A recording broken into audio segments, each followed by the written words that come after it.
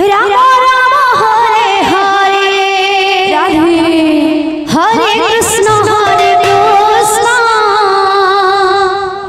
कृष्ण कृष्ण हरे मंडल को आमंत्रित कीर्तन मंडल कीर्तन मंडल जो भोजन ग्रहण करना अति शीघ्र भंडारा भोजन ग्रहण करंतु कृष्ण कृष्ण आमंत्रित समस्त कीर्तन मंडल मानक विशेष अनुरोध आपण मैंने अति शीघ्र भंडारा चैतन्य महाप्रभु प्रसाद ग्रहण करंतु समस्त दर्शक दर्शिका जो मैंने पर्यंत भोजन ग्रहण करना है से मैंने अति शीघ्र चैतन्य महाप्रभु प्रसाद ग्रहण करंतु। धन्यवाद। हरे कृष्ण कृष्ण कृष्ण हरे हरे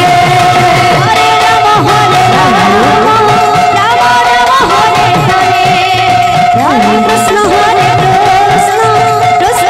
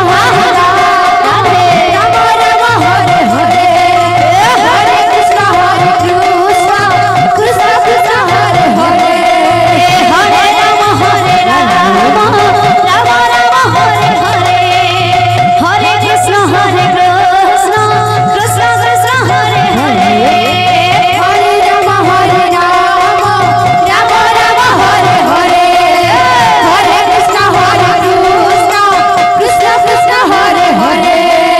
हरे राम हरे राम हरे हरे हरे कृष्ण हरे